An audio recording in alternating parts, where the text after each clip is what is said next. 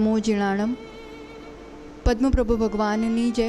તપસ્વી સમ્રાટ આચાર્ય સન્મતિ સાગરજી, આચાર્ય શ્રી સંભવ સાગરજી, આચાર્ય ભગવાન સુનિલ સાગરજીના ચરણોમાં વંદન. ગણની હારિકા પુનિત ચૈતન્યમતી માતાજીના ચરણોમાં વંદન. આ પંચમ કાળમાં બી સાચા સાધુ સંતો હોય છે અને સાચા શ્રાવક પણ હોય છે. જાણે એ વાતને પ્રમાણિત કરવા માટે જ કે સાધુ સેવાથી શું ઉત્કૃષ્ટ ફળ મળે છે, એ વાતને સિદ્ધ કરવા માટે જ આપનો જન્મ થયો હતો. દાહોદની ધર્મનગરીની વાત હોય ને એમાં સાધુઓને વિહાર કરાવવાની વાત હોય તો ચોક્કસપણે આહાર હોય કે કોઈ બી વ્યવસ્થા હોય, એક નામ એક ચહેરો આંખોની સામે આવી જ જાય.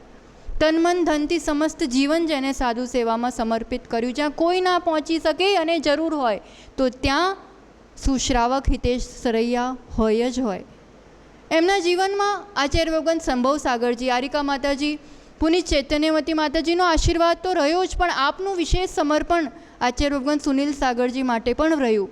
અને માનો ભક્તિની જબરજસ્ત પરીક્ષાનો એવો સમય આવ્યો, પણ જે ક્ષમતા અને જે દ્રઢતા સાથે તમે એ અસાતાના કર્મો પર વિજય પામ્યું છે ને એક આદર્શ પ્રસ્તુત કર્યું છે. પણ વાત સાચી છે, જેના મનસ્થિતિ પર, જેના ચિત્ત પર ગુરુઓનું સ્મરણ હોય એની કોઈ પણ પરિસ્થિતિ શું બગાડી લેવાનું છે.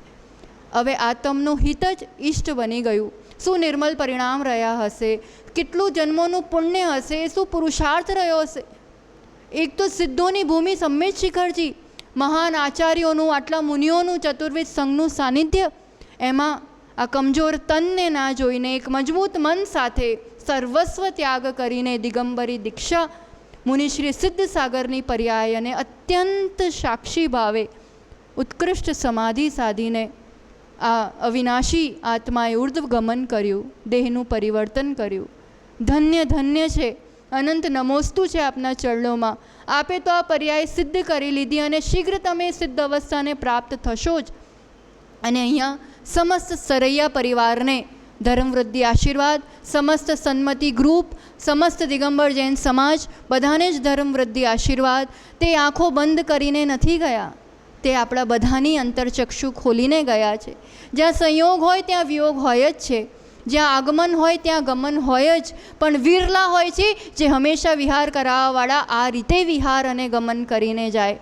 આપણા બધા આનાથી પ્રેરણા લઈએ, ધર્મની સાધના અને ભાવના વર્ધમાન થાય, એ જ મંગળ ભાવના સાથે સમાધિ રસ્તો મંગલ આશીર્વાદ.